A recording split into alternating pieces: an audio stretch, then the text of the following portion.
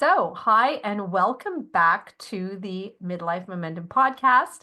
Today, I have Annie Gaudreault with me. She's a nutritionist and women's health coach. Annie founded VEEV Health and Wellness to support the needs of smart and successful women at midlife, giving them the confidence to do what they want to do with the energy that they need. An endurance athlete with 12 marathons and 3 Ironman triathlons under her belt, Annie lives what she preaches. A prior 25-plus-year career as a brand consultant, working with executives of Fortune 500 companies gave her a solid background to serve the wellness needs of those living busy lives, like many of us. She is a regular speaker to the media, corporations, and lifestyle organizations on various topics of health. And I'm thrilled to have Annie here today on the podcast talking about our midlife bodies. So, welcome, Annie, and thank you so much for being here. Thank you for having me, Debbie. I'm thrilled. I am so happy you've taken the time. And so we'll get right into it. We talked a little bit, obviously, before we met to do this podcast interview, and we talked a bit about what midlife is as a beginning. So looking at midlife as a beginning, which I think is a really refreshing way to look at it. And how has that shown up for you and in your life? Well, I like to say that I was a very late bloomer. So I found myself, like I believe a lot of people out there, living a life at the beginning that was very much based on what I believe was expected of me, as Hmm. opposed to what I expected of myself. Right. So it was like, well, society dictates that I do this and then I do that. And this is what a good person does, and this is what a successful person should be doing. So I lived based on a lot of shoulds. Hmm. Hmm. And midlife came, and there was a serious awakening. And I believe that the big change is that I finally understood that there were a lot of things that I had not uncovered about myself, and that I was definitely, I wouldn't say, I was out of integrity in everything in my life, but I wasn't out of integrity in many areas of my life. So Hmm. it was time for a whole new beginning. Wow. Okay, so you say you got to midlife and things showed up for you. So what happened that you shifted to realize that there were things that weren't working for you? It were many things. It's not like there was, sometimes people be like, Mhm. oh my God, there was this accident and then I was a changed woman. It was not like that. It was many things that ended or began that were all adding to each other. So I had basically a long-term relationship that ended. All my eggs also had been in one basket. So I had a company with that person. All of that, Mm. went away. Had to reinvent myself on my own. So that was a little bit of the beginning of it. And then I started to really focus on my fitness endeavors. And that was a bit of a result of being single. And I Hmm. recommend being single to everyone. And I say this with, I am now again with a wonderful partner and all that. But the single time was really important from a fact-finding standpoint, if you want, to really realize this is not working, or this is definitely not what I want to do for the rest of my life. So, people heard I was working, as a brain consultant, and it was a fulfilling career, but it was not a career that was at all aligned with who I was. So here on one hand of my life, I was all about health and wellness and achieving goals around, what you can be physically. And on the other side, I was working on Burger King, right? Like Hmm. there was a Hmm. dissonance there that doesn't make sense. The clients were wonderful, they were great people, but it was out of alignment big time. So it's all of these things, Debbie, Yes. that basically were like, it was all these signs that were popping up everywhere that were like, Annie, wake up, wake up, wake up. Oh boy. Yes, I know what that feels like. I've been through, and like you said, being single is a time where you really get to know yourself. I had, excuse me, I'm just going to cut that out. I had the opportunity to be single for a little while when it wasn't a good time. Of course, when you're ending a relationship, of course, it's very difficult. But at the same time, you find yourself in a single position where you're able to devote more time to yourself, which, and again, I wouldn't suggest that every woman has to do this, but going through that too, I can appreciate that that was a time too that I found myself, and that's where I found myself in running as well. Just like you're a runner and you know what that's about. I started that when things weren't going well in a relationship, and then when I was single, I was just doing more of it. So yes, I was doing things to discover what I really love to do, and I can really that really resonates with me. And doing work that's out of alignment with who you are, that also is my story. It wasn't Burger King, but it was working in work that didn't light me up, that didn't feel like I was doing what I was supposed to be doing. So I can completely understand all that. So a lot of us, I mean, I think will resonate with what you've just said. And in that way, we see that midlife can be a beginning of, yeah, this can be a time where a lot of things are colliding. Like you said, a lot of things ending, maybe things beginning, but then our bodies are also changing at the same time, right? So things are happening to shift within us as like, oh, okay, what's going on here? So that just adds to the whole drama of the situation. Because when we get to this time of life, I think a lot of women believe that their bodies are actually working against them, and Oh, that this isn't a time, of a beginning. It's an ending of something, and it's terrible. So, what would you have to say about that? About women who say their bodies are working against them? I hear this every week. My Hmm. body has betrayed me, Annie. What is happening, right? And there's a couple of things that we need to acknowledge, right? I like to use the analogy to a woman who is expecting, right? So the pregnancy is not the same for everyone, right? Some cruise through it. It's like, oh, blessings, and they're glowing and they feel great. Some women are in the bathroom, for 3 months. It's difficult, it's uncomfortable, etc.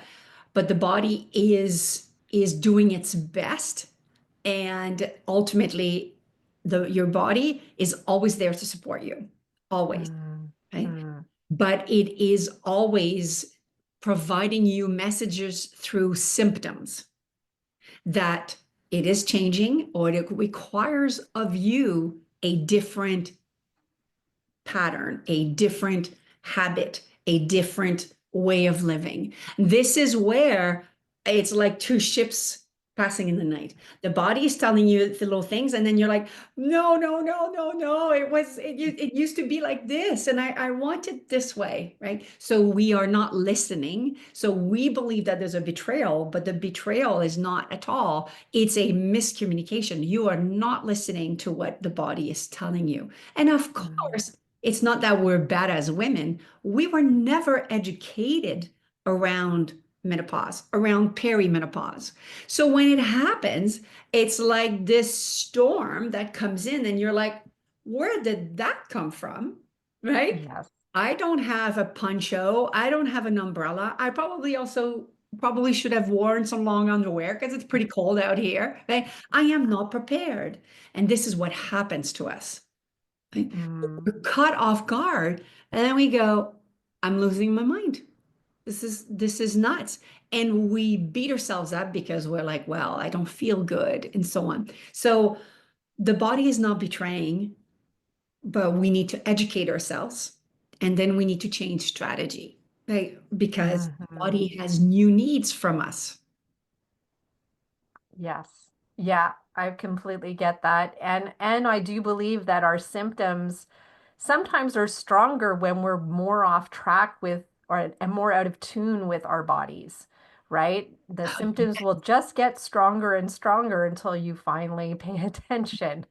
And Oh I yeah. think, yeah, midlife is just a time, and that's it. That's what I believe too. It's not our bodies are against us. Our bodies are doing exactly what they're supposed to when this decline in hormone happens, this Yeah. is what happens. It's like those hormones have been cushioning us, have been giving us a pretty good life, cushioning us from a lot of things and protecting us. But now that protection is wearing away, and it's like, oh, the reality of what I've been doing all of a sudden shows up. And it's now we have to deal with it. But yeah, the idea of it being against us it's actually always working for us. It's just Totally. giving you signs, like you said. Absolutely. And you know that old expression, Debbie, what you resist persists? Mm, It absolutely, is 100% relevant to when we ignore these symptoms, when we just, oh no, it's going to pass. And some things do pass, right? Some things do pass, mhm. right? Hot flashes, thank goodness, eventually tapers. It's a big one for North American women. But some things will get worse if we don't pay attention, Oh right? yeah. This is where I say we need a lot of education and we need support because it's hard to do this on our own. Oh yeah. No, absolutely. Absolutely. So so in that though, are there some advantages of being in midlife that we didn't have then when we were younger? When we're Oh, talking. yes, yes, yes, absolutely. What a golden question. Absolutely. Um, every age, of course, has its beautiful qualities, right? Mm, But I do believe that midlife becomes such an incredible, powerful time because we have a lot more self-knowledge, right? So we know a lot more about who we are, right? That's really important because we have such a stronger sense of purpose and we are more fulfilled deeply, right? We don't necessarily, it's not about like fitting in and do I have the right hair and the right clothes and so on and so forth. Like it's a lot deeper. And with that comes beautiful confidence, right? mm, And mm. a much higher level of resilience than when we were 30 years old, right? I Wow. call it our no BS years. Like we finally start to say, that's that's not working for me, right? Or a therapist would say we have better boundaries. But I'm not, since I'm not a therapist, I really see that the beauty of it is the fact that we get to live a lot more the way that we want at last. Yeah. Yeah. I see that too. I see that women are less willing to give up what's important to them and they're more willing to embrace what they need. Yes. And that is something that when we're like 20s and 30s, we tend to, focus on everybody else, even 40s. But in the 50s, I find women start to wake up to, you know what? I have to put myself first here and I need to take care of myself. And they're less willing to give that up. And that's what's beautiful. And there's a confidence that comes with that too, knowing that that's the right thing and Yeah. that makes them feel good. And in fact, that makes them better in every way in their lives, I think, better caregivers when they're more confident and feeling good like that, right? Absolutely, absolutely. You care less about what people will think, which is Mm-hmm. a giant waste of time, as we all know, but we've all done it, right? We've all been, Yes.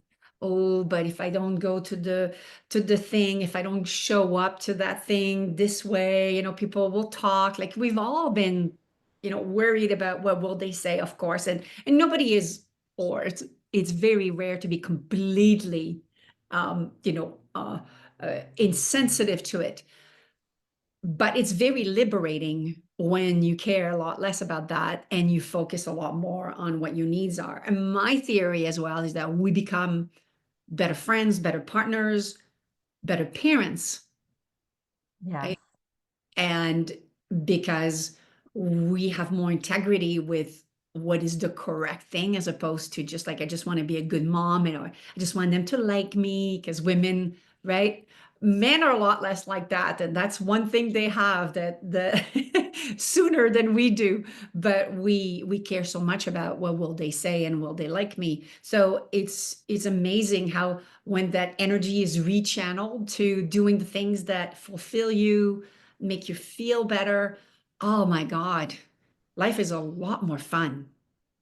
Yeah, it is. And it is a very liberating time, which I think it's a time where we can, and we talked about this a little bit, but designing the next 3 decades of our lives. And I think this is the perfect moment.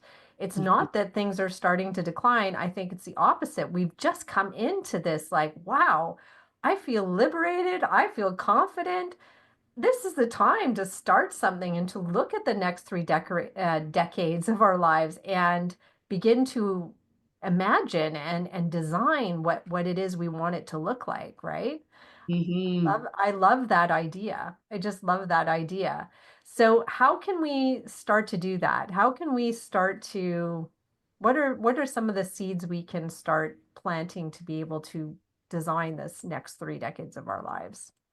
Yeah, because it can be daunting, right? It Hmm. can be like, oh, there's this whole ocean. Where shall we go? Right. And it's a bit like, woo, overwhelming, right? Hmm. Um, I had a coach many, many years ago who used to say, when you pay attention to the thoughts that are coming, there a lot of the desires, a lot of the dreams, a lot of the goals are always coming, but we don't pay attention to them. So Mm-hmm. the first place is start to spend a little bit more time in silence, or not necessarily, listening to the latest podcast, or always be in the doing, and have quiet times, allow quiet space, because a lot of this is actually in you already, and it's been coming up, but it's been so busy in here that you haven't been listening, right? How could you? You were doing five things and Yeah. thinking about the next three things that you had to do over the next hour and a half, right? So it's not to judge, it's just, it the way it is.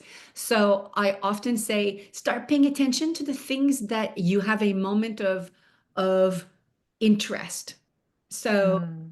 in the old days when we were not reading our iPads and so on and so forth, we bought magazines, for example, right?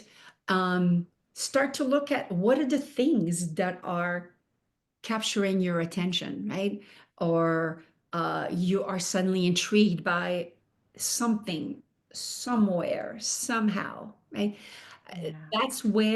That's where your road to begins. That just having the curiosity to pursue the things that you are, intrigued by.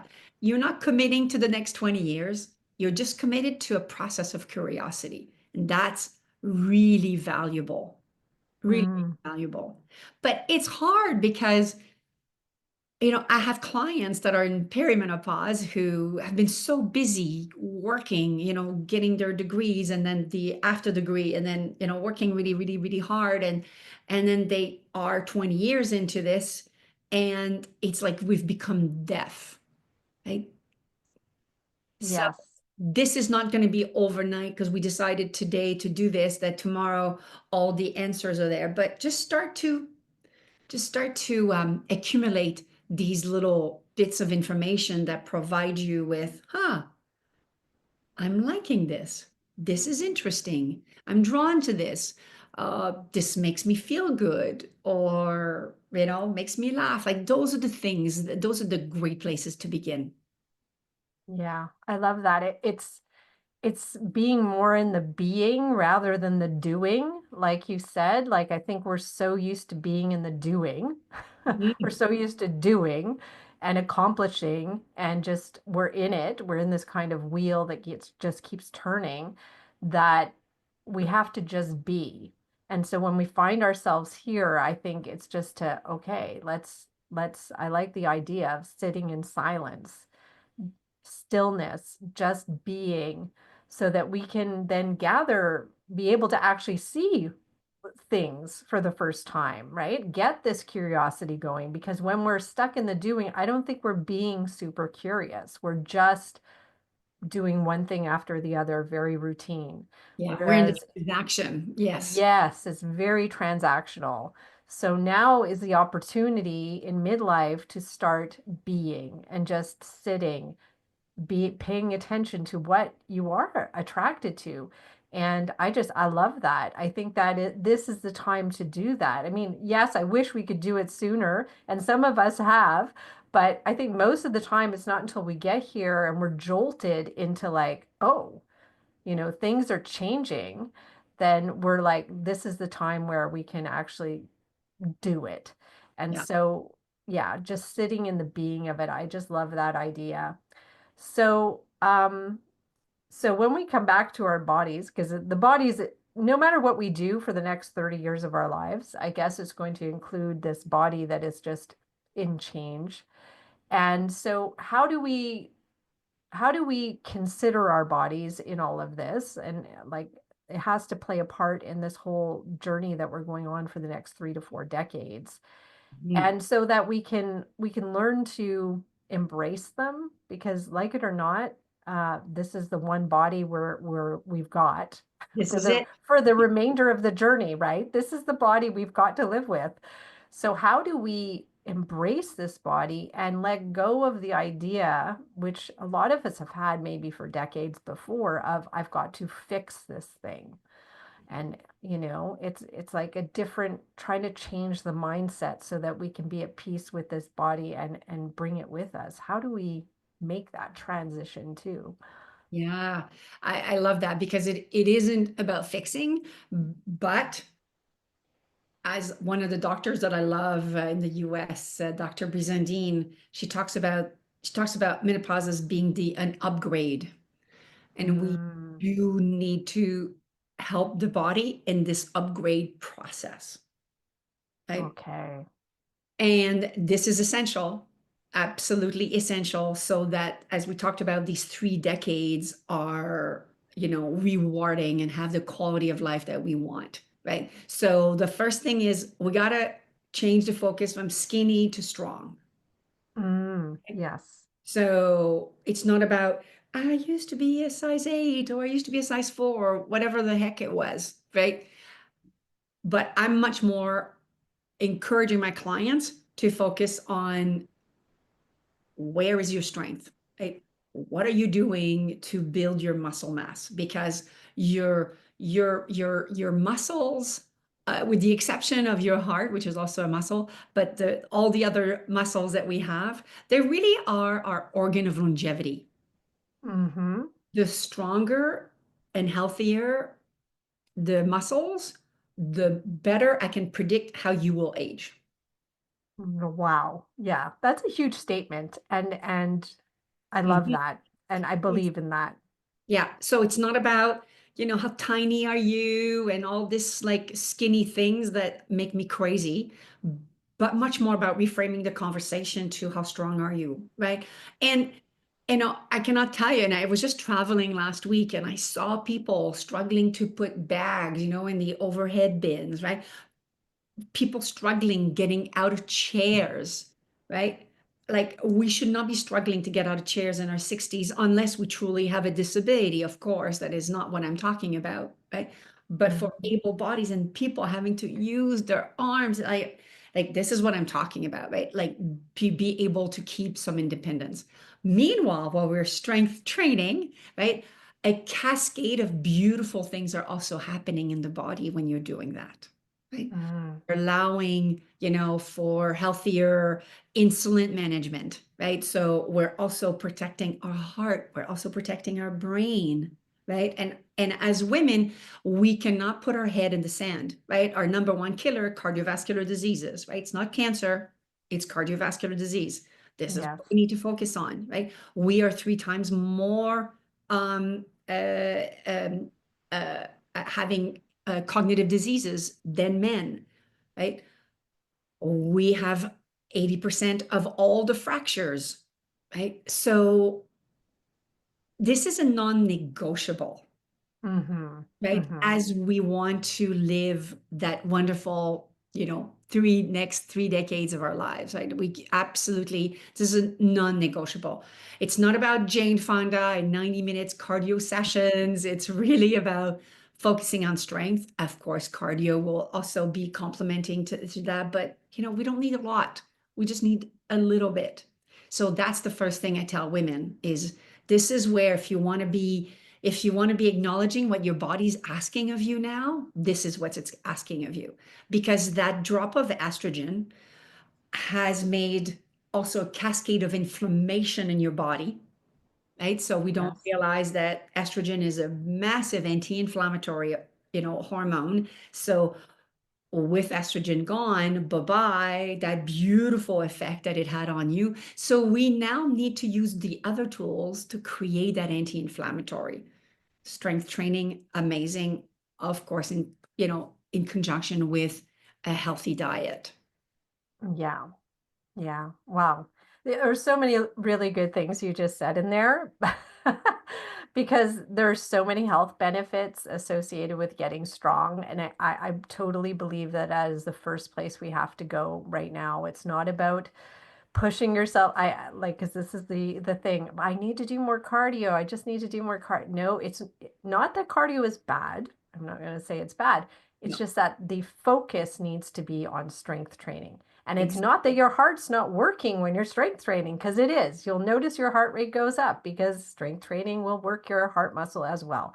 So it's Absolutely. not, they're not mutually exclusive, but so important to train our bodies to get stronger so that we can get out of a chair using just our legs, uh, without using our hands and arms and all of that, hopefully into our 70s and 80s and beyond, if we can. That is a true sign of independence. I believe that. So such a good thing. Are there any other things that you would say we need to focus on for our physical body to keep it as independent as possible for the next 30 years so we can live the life we want to live? Yeah, I think that we tend to forget that, everything is connected. Hmm. So we just talked about two things, right? Cardio and strength training are really good. But that input, right? What do you feed yourself with is going to be equally as important as the physical activity. Now, we know from science that it is physical activity that is the number one tool to prevent neurological problems, right? Number one tool. It's ahead of food. As a nutritionist, when I heard that at first, I was like, that can't be so. But the data doesn't lie. And so definitely we want that. But close second is how we feed ourselves. Right? Hmm. We could get away with a lot of things in our 20s and our 30s, right? But now that the body is more inflamed, as we just mentioned, we need to do everything that we can to calm that inflammation, right? We're also much more cortisol driven now that estrogen has dropped and that we are losing muscle mass, which is a normal effect of time. It's not just exclusive to women. So the food is really important, and regardless of what your beliefs are, whether whatever your religion is or your philosophical things, I always say, eat more protein, eat more plants. Hmm.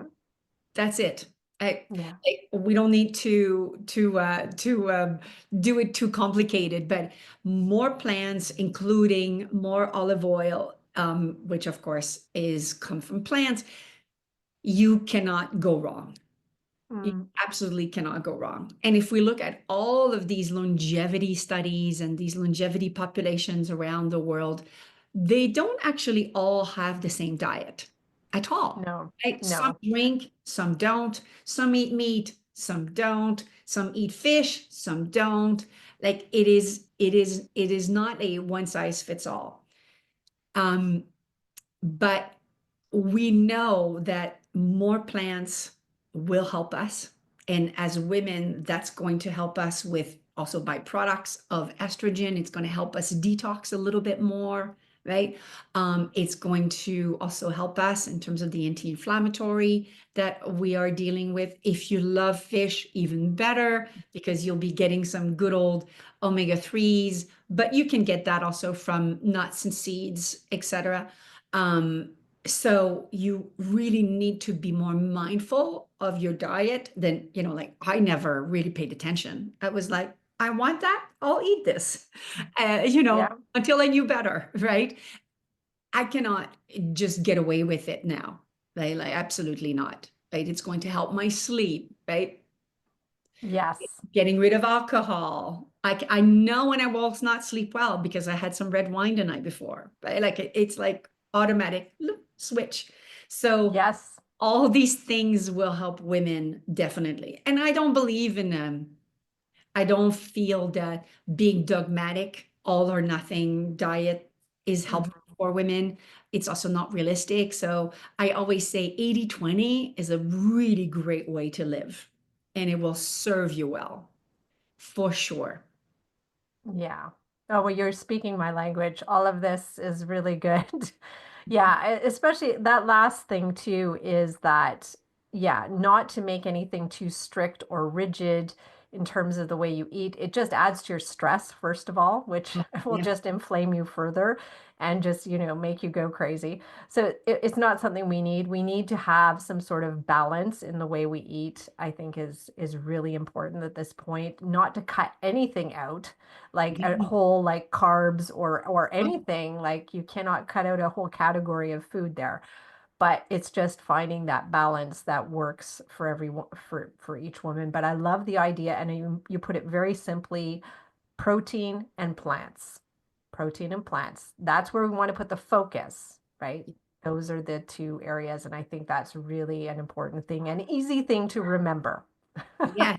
And very doable, even with a busy schedule. I always say, there's so many little hacks out there, so many tools, frozen food already cut, cleaned, ready to go. I think there's a lot of convenience out there that will help us, you know, integrating these things, in our life, because the last thing I want is women obsessing and counting, how many blueberries was this? And it's the opposite. I actually want to bring back the joy of eating and the satisfaction of eating well. And also, Yes, if you are, happen to be in a beautiful place and they're selling the most beautiful croissants, then you should definitely have one and enjoy it absolutely. without guilt. Absolutely. That's it. It's part of the joy of life, and that's where we have to, I think a lot of women when they get to this point, if being strict and rigid and dieting has been part of their past, the idea of joy when eating has not been there. So here's an opportunity in midlife to come bring back the joy, bring back eating without guilt so that you can eat the things you truly want, as part of a balanced way of eating. And I just think, yeah, we just changing the mindset at this point in your life will make this a much more vibrant, much more joyful time if we can change our rules or loosen the rules around the way we were, maybe, and maybe that worked for us at one time too, but I just don't think it'll work at this point. I see it every week. It doesn't. Yeah. Yeah. Yeah. Me too. I hear you. I think one more thing I would add, I don't know if you'd agree with me, like we talked about building muscle, we talked about food, nutrition being important for the next 30 years. But you mentioned the blue zones, like and one Mhm. thing I took away from the blue zones was connection, Oh, yes. right? Yes. You Yes. agree? Oh, yes. And I almost, and I usually do this with my clients as well, is I will say, friendships, the close friendships, this is what you have to nurture. Mm, So, so, so important. As a matter of fact, I like to do this exercise where I get women to do what I call prune the tree of your life. And I will say, this is essential, right? in order to grow deeper roots, we need to trim branches that are weaker or no longer serving us. This is a Mm, difficult exercise. And if anybody's listening is like, oh, what is she talking about? You know, this stage of life requires us to really live according to our own, values. And there's a lot of things that we've adopted that were from others, right? Or just because we did automatically, never really thinking about them, right? And they don't serve you, right? And it could mhm. be habits, it could be environmental things, right? It could be, why did I ever buy those clothes that I hate? I feel terrible in them, right? And it can be from the more mundane to the more serious. It could be people Mhm. that in your life make you feel like shit. People that don't make you feel good about yourself, right? Yes. It's time to cut. Right? It's time to, Mm, and mm. by doing that, you will grow stronger roots and you will only keep those people that really are valued. The true family are the people we pick, right? The friends, and that connection is massive. There was actually a lot of studies done around women that are on their own with strong social, circles, right, are way happier than married women, Yes. right? And at first it's a bit like, what? But it makes sense. Yes. Right? Doesn't mean all of them, of course, but these are studies that have been made that are, really important. There was also, I'm just looking at my shelf right now. There she is. So there's a researcher by the name of Becca Levy. I don't know if you've heard of Becca Levy. And No. she wrote a book called Breaking the Age Code. And one of her big thing, definitely socialization, connection is a big, big, big pillar of longevity, predictor of quality longevity. But the other one is how you think about aging. So Mm. how we view menopause is either positively or negatively will actually impact the severity of symptoms. It's been proven.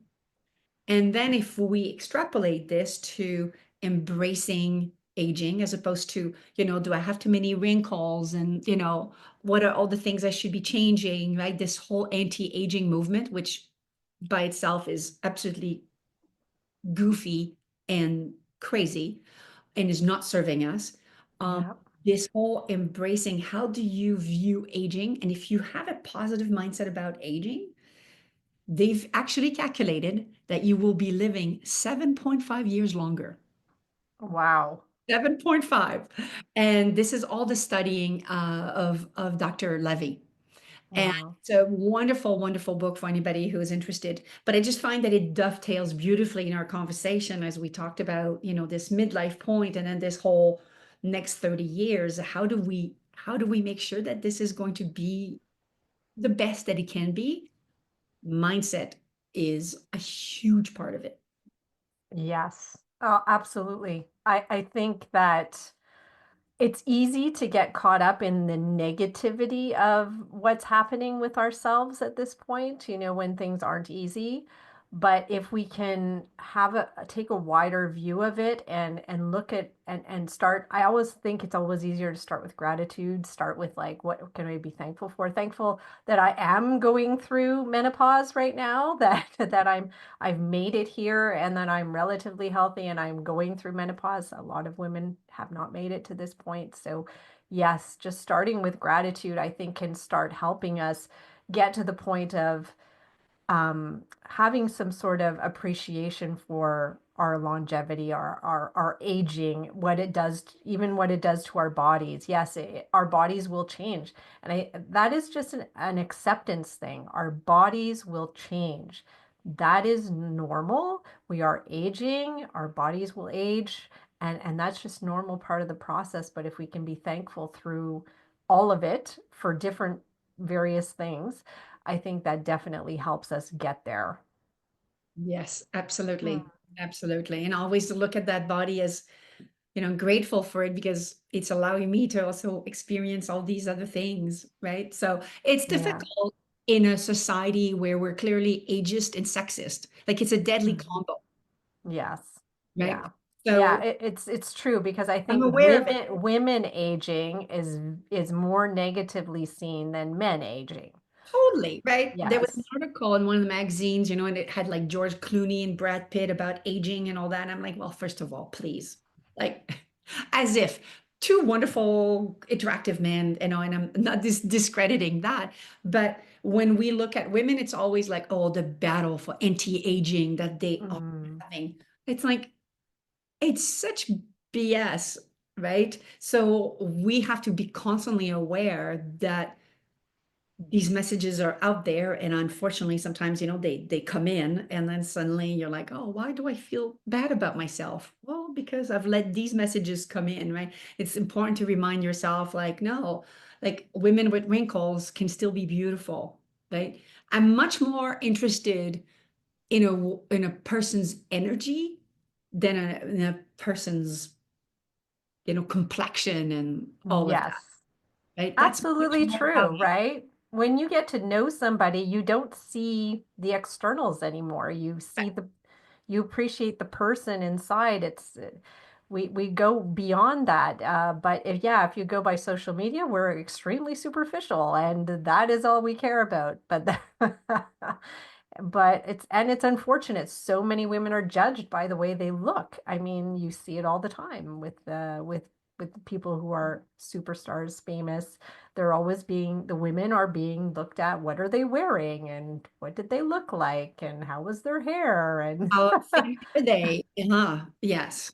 Yeah. yeah. So I mean, it is part of the society we live in. Like you said, we are letting these messages in sometimes, and if we're feeling negatively about ourselves, it's most likely because we've internalized those messages, and it's trying to recognize at this age when we've got the experience, we've got the maturity, that hopefully we can get beyond that and say, okay, I'm not looking at something that's real. Let me come back to what is real. That is me, my aging body. I'm Yes. okay, right? It's my It- body is still working. It's getting me from A to B. It's not perfect, but it's mine, and it's taken me through my whole life up until now, which is amazing.